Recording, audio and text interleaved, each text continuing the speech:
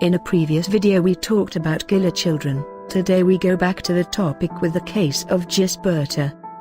This shocking case is a consequence of everything that can go wrong in life. An explosive mixture of discrimination, poverty, degradation, exclusion and sickness. Gisberta was born in 1961, in Caso, São Paulo, Brazil.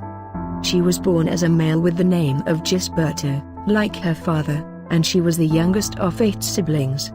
She was different, a girl trapped in a boy's body.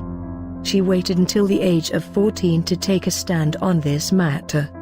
From then on, she would be known as Gisberta. When she was 18, she flew to France.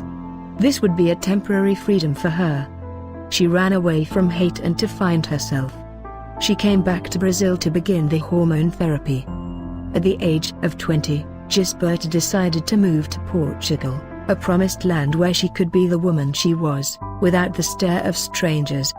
A country, different from her own, where she could live without fear. The dream would be fulfilled when she started to do impersonations in Oporto's nightclubs. She liked to be Marilyn Monroe and to sing Diamonds Are the Girl's Best Friend. She became famous, a recognizable diva. Gisberta's life wasn't easy. The dream vanished and she woke up to the raw reality. The shows that she performed weren't enough to sustain her. She looked for other solutions. She became a prostitute. This transformed her destiny.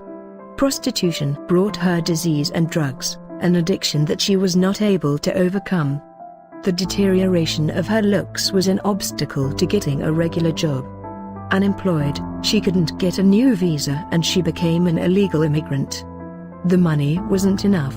The clients didn't want her companionship, fearing her ugliness and sickness. Without money to pay rent, she also became homeless.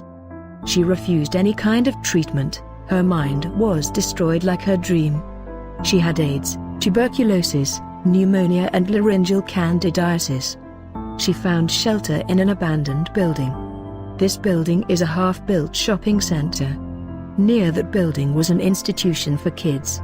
Those kids had been rejected by their families or were from poor families that weren't able to give food and education to them. To fill their free time, 3 boys went to the abandoned building with some spray cans and found Gisberta. One of the boys recognized her. When the boy was the age of 6, Gisberta had taken care of him, while his mother was selling her body. A friendship was built. The boys brought some food to her and also prepared some meals. She found someone to tell what was going on her heart. She talked about her sickness and her pain. The boys shared with their colleagues Gisberta's story and her whereabouts. From February 15 to February 22, 2006, 14 boys, divided into groups, went to visit Gisberta.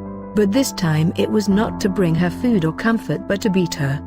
During these 3 days, she was severely harmed. On the last day, the boys thought she was dead. She didn't move or react. After some discussion about what to do to the body, they threw Gisberta into a pit. Gisberta wasn't dead at that time. She died by drowning in water at the bottom of the pit. The result of the autopsy revealed severe injuries, lesions in the head, neck, lower and upper limbs, larynx and trachea, abdomen, intestines, kidneys and multiple ecchymoses. The trial and the media coverage outraged activist groups. The court decided that no one was responsible for Gisberta's death since the guilt was on the water. After all, according to the judge, she died by drowning. The media, in the first instance, refused to give her name, print her photo or tell her story. But after some time and pressure, they humanized Gisberta. Just one of the boys was sent to prison, for 8 months in total. The rest, because they were under the legal age, went free, just a few visits to a correctional facility. Gisberta's family didn't receive any kind of monetary compensation or help.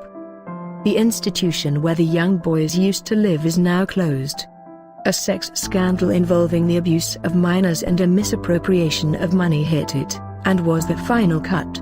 One of the directors committed suicide during the trial of the institution. Gisberta now rests in her homeland, the land that she ran away from to seek freedom and peace. 2 theatre plays and a song were written in her memory, a memory that symbolizes the cruel reality of transphobia and crushed dreams.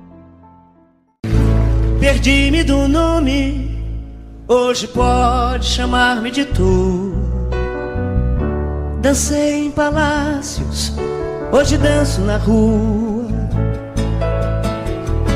Vesti-me de sonhos, hoje visto as bermas da estrada. De que serve voltar quando se volta pro nada?